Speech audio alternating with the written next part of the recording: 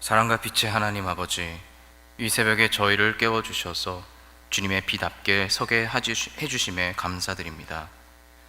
주님, 이 시간 우리가 주님 앞에 나아오는 이 시간 가운데에 우리의 마음을 비춰주사 우리의 숨겨진 어둠을 드러내시고 또 우리의 죄가 드러나 주님 앞에 거룩하게 될 수 있도록 주님 인도하여 주시옵소서. 또한 그리하여 우리의 삶이 이제는 변화되어 책망이 아닌 은혜로 우리가 고치심을 받고 또 새로운 주님의 자녀로서 살아갈 수 있는 새 힘을 얻고 오늘 하루도 승리할 수 있는 그런 귀한 시간이 될 수 있도록 이 시간 우리와 함께하여 주시옵소서. 날마다 우리에게 은혜를 베풀어 주시는 주님께 감사드리며 예수님의 이름으로 간절히 기도드립니다. 아멘. 다시 찬송가 282장 큰 죄에 빠진 날 위하여 함께 찬양 올려드리겠습니다.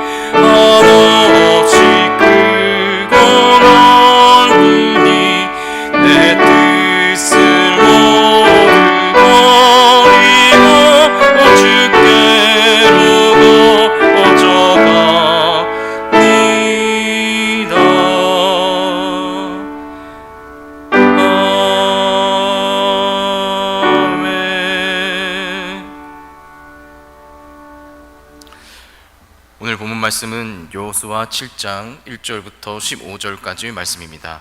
다 같이 한 마음으로 봉독하도록 하겠습니다. 이스라엘 자손들이 온전히 바친 물건으로 말미암아 번제하였으니 이는 유다 지파 세라의 증손 삽디의 손자 갈미의 아들 아간이 온전히 바친 물건을 가졌음이라. 여호와께서 이스라엘 자손들에게 진노하시니라. 여호수아가 여리고에서 사람을 베델 동쪽 베다웬 곁에 있는 아이로 보내며 그들에게 말하여 이르되 올라가서 그 땅을 정탐하라 하매 그 사람들이 올라가서 아이를 정탐하고 여호수아에게로 돌아와 그에게 이르되 백성을 다 올라가게 하지 말고 2-3천 명만 올라가서 아이를 치게 하소서. 그들은 소수이니 모든 백성을 그리로 보내어 수고롭게 하지 마소서 하므로 백성 중 3천 명쯤 그리로 올라갔다가 아이 사람 앞에서 도망하니 아이 사람이 그들을 36명쯤 쳐 죽이고 성문 앞에서부터 스바림까지 쫓아가 내려가는 비탈에서 쳤으므로 백성의 마음이 녹아 물같이 된지라. 여호수아가 옷을 찢고 이스라엘 장로들과 함께 이 여호와의 궤 앞에서 땅에 엎드려 머리에 티끌을 뒤집어 쓰고 저물도록 있다가 이르되 슬프도소이다. 주 여호와여, 어찌하여 이 백성을 인도하여 요단을 건너게 하시고 우리를 아모리 사람의 손에 넘겨 멸망시키려 하셨나이까. 우리가 요단 저쪽을 만족하게 하여 여겨 거주하였다면 좋을 뻔하였나이다. 주여, 이스라엘이 그의 원수들 앞에서 돌아가셨으니 내가 무슨 말을 하오리이까. 가나안 사람과 이 땅의 모든 사람들이 듣고 우리를 둘러싸고 우리 이름을 세상에서 끊으리니 주의 크신 이름을 위하여 어떻게 하시려 하나이까 하니, 여호와께서 여호수아에게 이르시되 일어나라, 어찌하여 이렇게 엎드렸느냐. 이스라엘이 범죄하여 내가 그들에게 명령한 나의 언약을 어겼으며 또한 그들이 온전히 바친 물건을 가져가고 도둑질하며 속이고 그것을 그들의 물건들 가운데 두었느니라. 그러므로 이스라엘 자손들이 그들의 원수 앞에 능히 맞서지 못하고 그 앞에서 돌아섰나니 이는 그들도 온전히 바친 것이 됨이라. 그 온전히 바친 물건을 너희 중에서 멸하지 아니하면 내가 다시는 너희와 함께 있지 아니하리라. 너는 일어나서 백성을 거룩하게 하여 이르기를 너희는 내일을 위하여 스스로 거룩하게 하라. 이스라엘의 하나님 여호와의 말씀에 이스라엘아, 너희 가운데 온전히 바친 물건이 있나니 너희가 그 온전히 바친 물건을 너희 가운데서 제거하기까지는 내 원수들 앞에 능히 맞서지 못하리라. 너희는 아침에 너희의 지파대로 가까이 나아오라. 여호와께 뽑히는 그 지파는 그 족속대로 가까이 나올 것이요 여호와께 뽑힌 족속은 그 가족대로 가까이 나올 것이요 여호와께 뽑힌 그 가족은 그 남자들이 가까이 나올 것이며 온전히 바친 물건을 가진 자로 뽑힌 자를 불사르되 그와 그의 모든 소유를 그리하라. 이는 여호와의 언약을 어기고 이스라엘 가운데서 망령된 일을 행하였음이라 하셨다 하라. 아멘.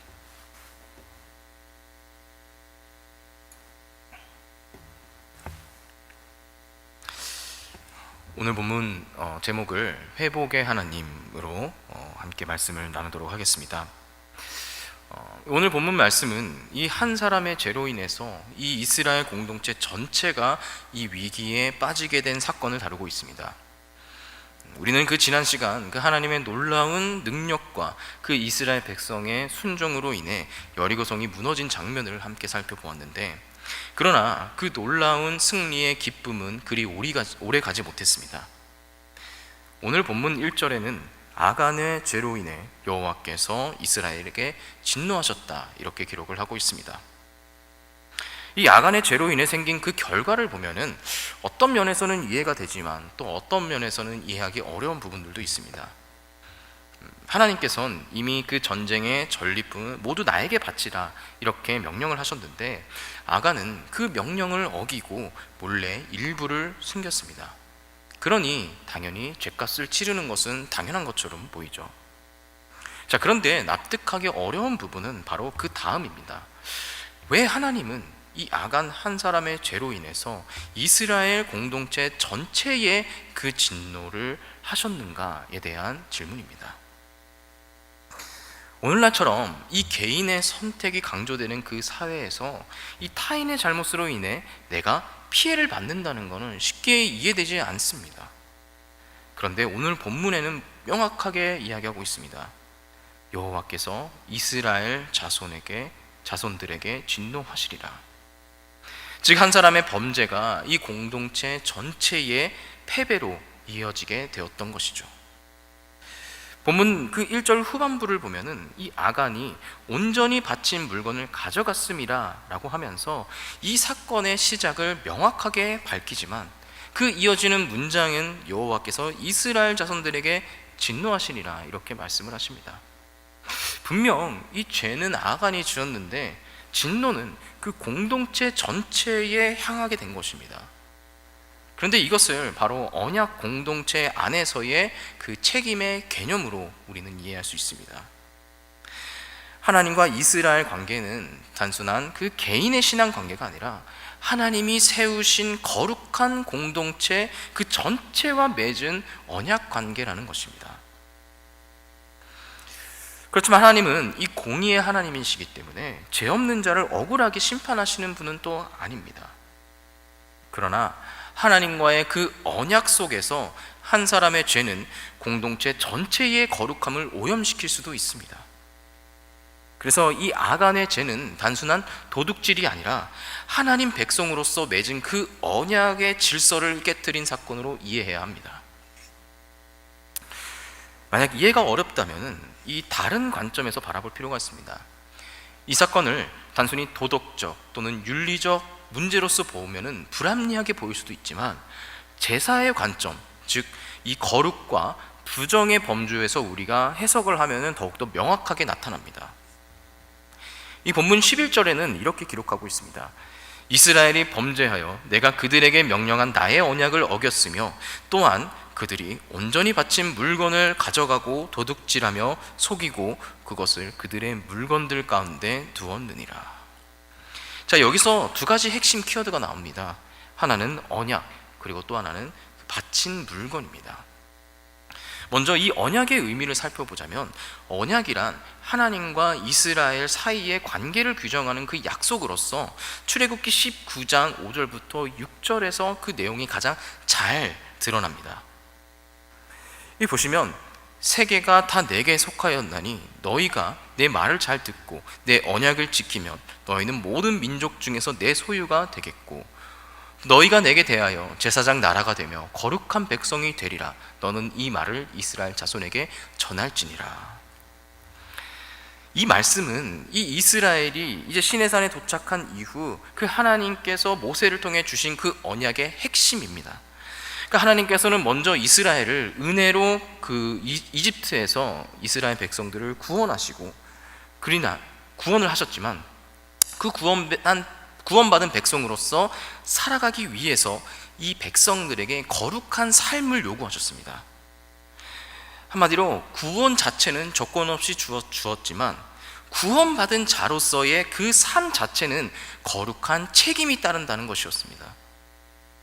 이 참고로 하나님께서 말씀하신 이 제사장 나라란 이스라엘이 하나님과 그 열방 사이에서 중보자 역할을 감당하는 그 공동체가 되어야 한다라는 뜻입니다. 마치 아브라함에게 너는 복의 근원이 될 것이다 라고 약속하신 것처럼 이 이스라엘 백성들은 이제 가나안에 들어가 그 복을 세상 가운데 흘려보내야 했습니다. 그래서 그들은 단지 새로운 땅을 점령하고 거기서 풍요를 누리기 위해 부름받은 것이 아니었던 것입니다. 거룩한 백성으로서 하나님을 드러내는 사명 공동체로서 부름을 받은 것입니다. 또 한 가지 주목해야 할 점은 이 출애굽기 19장의 언약 그 직후 하나님께서 우리가 잘 아는 그 십계명을 주셨다는 사실입니다. 많은 분들이 이 십계명을 단순한 그 법조항이라고 생각을 하지만 그런데 십계명의 말씀을 이 고대 근동시대의 조약과 비교를 해보면은 봉주, 봉신 조약과 비슷한 구조를 갖고 있음을 발견할 수 있게 됩니다. 참고로 그 종주 봉신 조약이란 무엇이냐면은 왕이 신하를 먼저 구원하거나 또 보호해준 그 이후에 신하가 이제 나는 왕만 섬기겠습니다 라고 서약하는 관계적 그런 계약입니다. 이를 적용시켜 보면은 하나님께서 먼저 이스라엘 백성들을 구원하셨고 그 은혜에 대한 백성, 그 이스라엘 백성들이 응답이 바로 우리가 주님이 주신 그 말씀을 다 행하겠습니다 라는 그 고백이었습니다. 따라서 이 십계명은 강요된 법이 아니라 이스라엘 백성들의 자발적인 선택이자 그 하나님이 주신 은혜에 대한 감사의 표현, 그것이 언약의 조항이라는 것입니다. 그래서 이런 관점에서 보면은 십계명은 단순한 도덕 규범이 아니라 하나님과 이스라엘 사이에 맺어진 언약의 문서로서 기능을 합니다.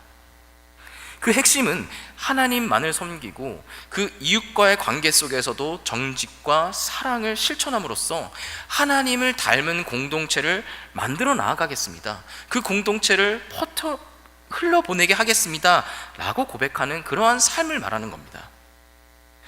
이러한 언약의 맥락에서 보면은 그 아간의 도둑질은 단순한 금전적 탐욕이 아니라 언약 파괴의 행위였던 것입니다. 그 하나님께 바쳐져야 할 거룩한 물건들을 자기 것으로 취함으로써 이 거룩과 속됨의 경계를 무너뜨리고 하나님과의 그 관계적 질서를 깨트려 버린 것입니다. 결국 이 한 사람의 불순종으로 인해 언약 공동체 전체가 부정한 상태가 되었고, 하나님께서는 그 부정한 공동체에 머무르실 수 없게 된 것입니다. 여기서 우리는 이 제사의 관점에서 그 아간의 사건을 바라봐야 합니다. 하나님께서는 출애굽 이후에 이 이스라엘 백성들에게 십계명만 주신 것이 아니라 이 삶의 거룩함과 그 예배의 거룩함을 함께 지킬 수 있도록 제사 제도를 주셨습니다. 십계명이 어떻게 거룩한 백성으로 살아가야 하는지를 가르쳐주는 실질적 그런 지침이라면, 제사는 죄와 부정으로 인해 깨져버린 그 하나님의 관계를 어떻게 회복할 것인가를 보여주는 거룩의 예식입니다. 다시 말해, 십계명은 거룩한 삶을 사는 법을, 제사는 거룩한 관계를 회복하는 법을 제시한 것입니다. 그래서 이 두 가지가 함께 있을 때 이 비로소 이스라엘은 하나님이 거하시는 거룩한 공동체로 설 수 있게 되는 것이죠. 자, 여기서 우리는 제사 규례에서 말하는 그 부정한 것의 특징을 기억해야 합니다. 제사법에서 부정한 것은 단지 개인에게 머무는 것이 아니고 접촉하거나 같은 공간에 있는 사람들에게까지 전염되는 성격을 가지고 있습니다. 그러니까 눈에 보이지 않더라도 부정이라는 건 어느새 우리 삶 깊은 곳까지 스며들 수 있다는 것이죠. 자, 그래서 하나님은 이 이스라엘 백성들에게 거룩한 것과 속된 것, 그리고 부정한 것과 정한 것을 분별하라고 레위기를 통해서 말씀하셨습니다. 더불어 이 제사법을 통해 이스라엘 백성들의 삶은 두 가지로 변화가 되었습니다. 첫 번째는 내 자신이 거룩한 상태인지를 날마다 점검하고 또 그 거룩한 상태를 유지해야 한다는 것과, 두 번째로는 내가 접하는 모든 것이 과연 거룩한 것인지 부정한 것인지를 날마다 분별하며 살아가야 했던 것입니다. 그러니까 이를 쉽게 이해하려면 우리가 그 코로나 당시를 떠올리시면 아마 쉬울 겁니다. 우리가 전염되지 않기 위해 내가 노력하는 것뿐만이 아니라 내가 다녀갔던 그 공간, 만났던 사람들을 통해서 언제든지 전염될 수 있었기 때문에 조심했던 것처럼 말입니다. 그래서 이 제사법이 가르친 거룩의 감각도 바로 여기에 있는 것이죠. 단순히 죄를 피하는 것을 넘어서 내가 어떤 관계 속에 있고 어떤 환경에 서 있는지를 분별하며 사는 것, 그것이 바로 하나님 백성의 거룩한 삶이었던 것입니다. 자, 이처럼 이 제의적 관점에서 이 아간의 사건을 바라보면은 비록 한 사람의 죄였지만 그 죄는 공동체 전체를 부정하게 만들었고, 그 결과가 거룩하신 하나님의 임재가 그들 가운데서 떠나가게 되었다는 겁니다. 따라서 아간의 사건은 단순히 도덕적, 그는 윤리적 잘못에 대한 벌이 아니라 부정과 거룩이라는 하나님 나라의 그 거룩한 질서 안에서 이해해야 할 사건이라는 것입니다. 이스라엘은 그 거룩을 잃어버렸기 때문에 하나님이 함께 하심을 잃었고 전쟁에서 패배하게 됩니다. 그리고 정결을 회복할 때야 비로소 하나님의 임재가 다시 그들 가운데 회복할 수 있게 되었습니다. 마지막으로 우리가 주목해야 할 점은 거룩의 특성입니다. 이 제사의 관점에서 거룩한 것은 매우 독특한 위치에 서 있습니다. 부정한 것은 정말 쉽게 점연되지만 거룩은 부정한 것과 결코 함께 있을 수 없습니다. 왜냐하면 부정한 곳이 있는 곳에는 하나님의 거룩하심이 머무를 수 없기 때문이죠. 그래서 제사는 먼저 그 부정한 것을 제거하고 하나님 앞에 설 수 있도록 하는 정결의 역할을 했습니다. 이 많은 사람들이 제사를 치르고 나면은 우리가 거룩해진다라고 생각을 하지만, 제사는 사실 거룩을 만들어내는 행위가 아닙니다. 오히려 부정을 제거하는 행위입니다. 그러니까 거룩은 단지 부정이 사라졌다고 해서 자동적으로 생기는 것이 아니라 부정이 제거되어 정결한 상태가 된 이후에 하나님께 구별되고 성별되었을 때 비로소 주어지는 그 은혜의 상태라는 것입니다.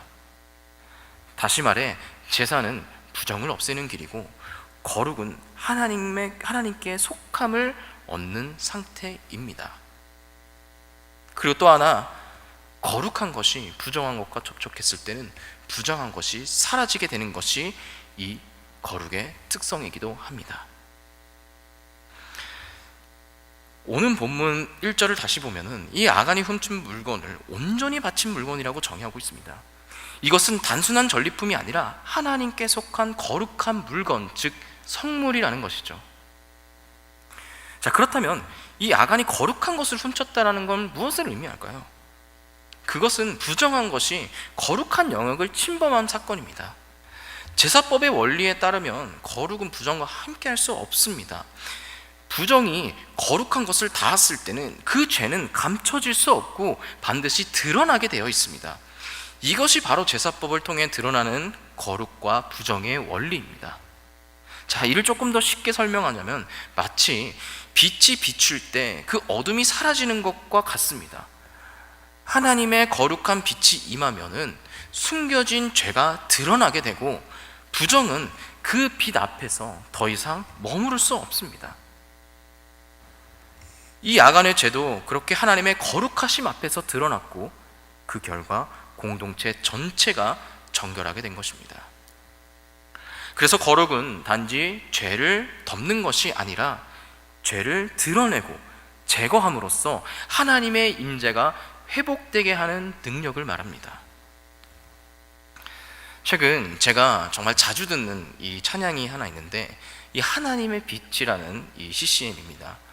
그 가사가 저의 마음을 항상 크게 울림을 주는데 그 가사를 한번 함께 보도록 하겠습니다. 하나님의 빛 앞에서, 그 투명한 빛 앞에서 모두 드러날 나의 모든 죄와 허물, 그리고 하나님의 빛 속에서, 그 따뜻한 빛 속에서 모두 고쳐질 나의 모든 죄와 상처, 그의 빛 속에서 드러내어 징계함 아닌 드러내어 고치시는 하나님의 은혜와 사랑, 하나님의 그 빛.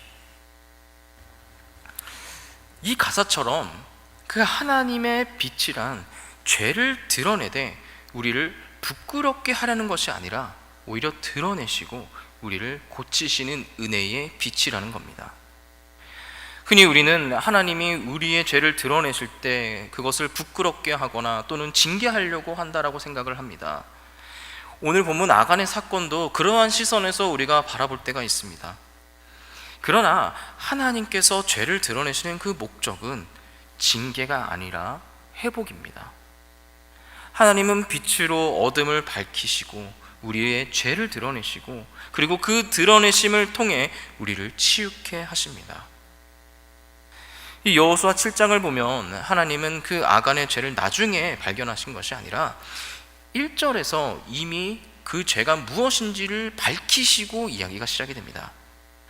한마디로 이 말씀을 듣는 청중들에게 죄의 내용을 먼저 알려주는 그 이유가 뭐냐라고 했을 때 이 이야기가 죄를 색출하는 이야기가 아니라 하나님의 그 죄로 인해 하나님이 죄로 인해 오염된 공동체를 어떻게 정결케 하시는가를 보여주는 그 이야기라는 겁니다. 그렇습니다. 우리의 삶 속에서도 때로는 이해되지 않는 그 고난과 또한 공동체의 위기가 때로는 있습니다. 그럴 때 우리는 나는 아간이 아니야, 나는 죄를 짓지 않았어, 이렇게 쉽게 말하기보다는 내 안에 하나님의 말씀을 가볍게 여기는 부분이 있었는지 없었는지를 나 스스로를 되돌아봐야 합니다. 하나님은 우리의 죄를 드러내어 정죄하시는 분이 아니라 죄를 드러내시고 고치시는 분이십니다. 죄의 드러남은 징계가 아니라 치유의 시작입니다. 그래서 우리는 때로는 그 고난 속에서도 기뻐할 수 있게 되는 것이죠.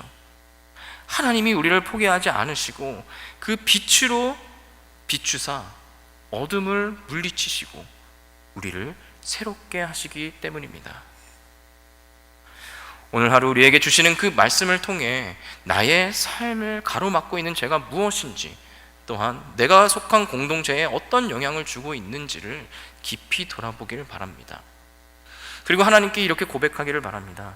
주님, 나의 죄를 드러내사 나를 치유하여 주시옵소서. 그때 우리는 부끄러움이 아니라 이 회복의 빛을 경험하게 될 것입니다. 오늘 이 기도의 시간 속에서 이런 축복을 받는 드림교회 성도님들이 되길 간절히 축복드립니다. 다 같이 찬송가 438장 내 영혼이 은총 입어 함께 찬양 올려드리겠습니다.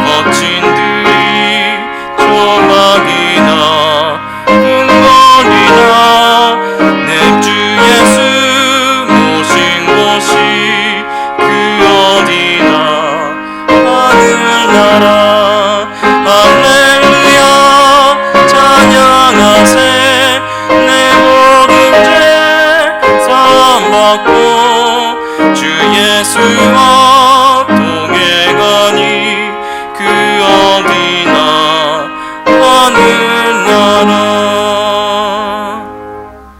아멘.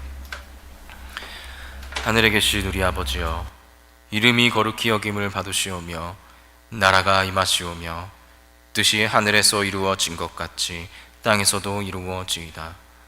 오늘 우리에게 일용할 양식을 주시옵고 우리가 우리에게 죄 지은 자를 사하여 준 것 같이 우리 죄를 사하여 주시옵고 우리를 시험에 들게 하지 마시옵고 다만 악에서 구하시옵소서. 나라와 권세와 영광이 아버지께 영원히 있사옵나이다. 아멘. 우리를 날마다 거룩한 길로 인도해 주시는 그 하나님을 의지하며 다 같이 아버지 크게 부르짖고 기도하도록 하겠습니다. 아버지!